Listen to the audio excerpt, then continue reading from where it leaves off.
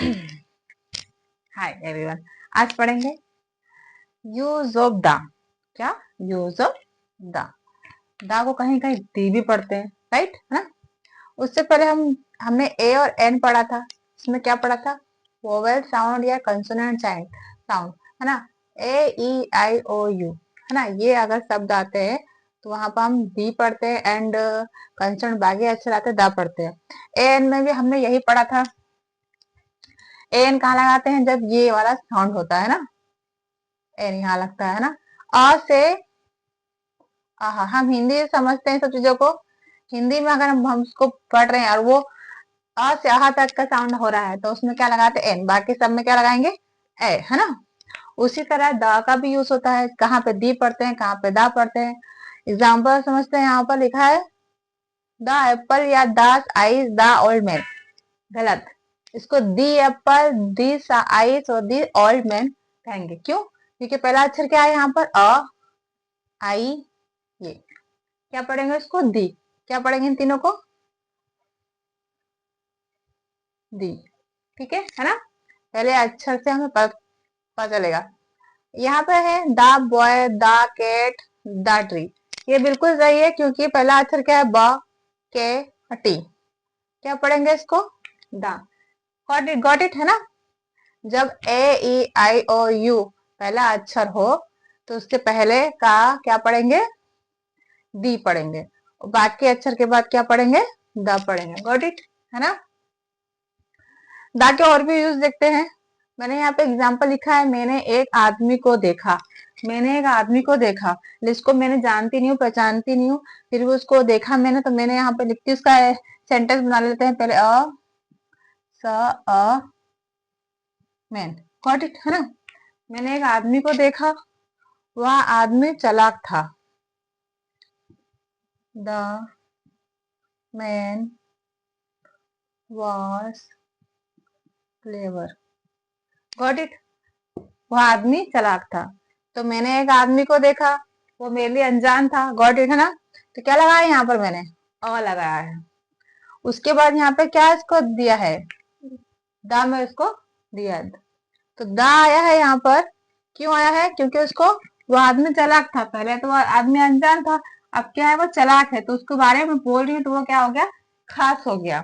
थोड़ा जान हो गई, जान पहचान हो गई ना उससे, वो खास हो गया, उसके बारे में खास हो गया वो, है ना। एक ग्रामर रूल से अकॉर्डिंग देखते हैं। पहली बार जिक्र, अगर उसका पहली बार जिक्र होता है तो क्या लगाएंगे? ए और एन लगाएंगे। दूसरी बार जिक्र होता है तो क्या?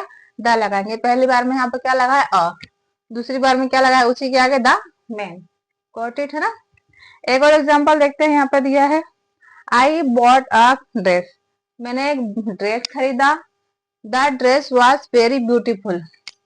अब यहाँ पहली बार यूज हुआ है, अ लगा है, उसके बाद क्या लगा है यहाँ पे? The dress was very beautiful, क्योंकि वह खास हो गया ना ड्रेस। दूसरी बार हो गया, वो खास हो गया। एक और एग्जाम्पल होते हैं, शी टुक अ बुक। उसने बुक खरीदा, है ना। बुक खरीदा, यहाँ पे क्या लिखा? एक बुक खरीदा। और वही बुक के बारे में बात कर रहा है। The book was interesting. वह बुक कैसी है? बहुत अच्छी है ना, इंटरेस्टिंग है। ट्रिक समझिए इसका, दा का। जब चीज खास या पहले से जानी हुई हो, है ना, वो खास होती है, स्पेसिफिक्स होती है, तब उसके आगे दा लगाते हैं। काउंटेबल हो या अनकाउंटेबल, दोनों में यूज होता है। काउंटेबल हो या अनकाउंटेबल, दोनों में। एग्जाम्पल देखते हैं। The information you give me was useful. ये जो इंफॉर्मेशन दी गई है, पहले से दी गई है, इसलिए वह खास। उसके आगे क्या लगा है? द। यहाँ देखते हैं, the milk one the table is useful is fresh, ना। ऑन द टेबल, वह टेबल पर रखी हुई है मिल्क, तो मिल्क रखा है, वह फ्रेश है। तो क्या है? ये मिल्क खास है ना। वहाँ टेबल के ऊपर रखी, लेकिन वो खास है, इसलिए यहाँ मिल्क लगा, यहाँ पे दा लगा है। वैसे तो मिल्क, वाटर, इस सब के आगे दा नहीं लगता, लेकिन जब वो खास की बात होती है, वहां पे स्पेसिफिक आता है, तो वहां पे दा से शुरुआत होती है। गॉट इट, है ना। आगे आगे थोड़ा और है, इसके बाकी और है, तो आगे और समझते हैं। गॉट इट, है ना।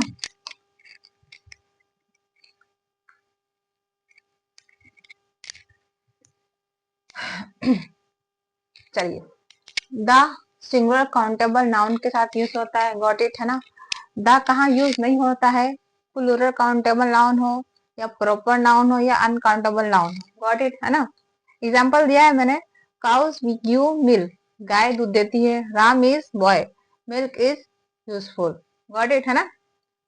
प्लूरल नाउन है ये, प्रॉपर नाउन है ये, अनकाउंटेबल नाउन है। अनकाउंटेबल नाउन के साथ द यूज होता है, लेकिन जब ये स्पेसिफिक्स होता है, ये खास होता है ना। अभी मैंने थोड़ी देर पढ़ा है इसको। गाय दूध देती है, द काउ गिव्स मिल्क, गाय दूध देती है तो सिंगुलर काउंटेबल नाउन है ना, गॉट इट।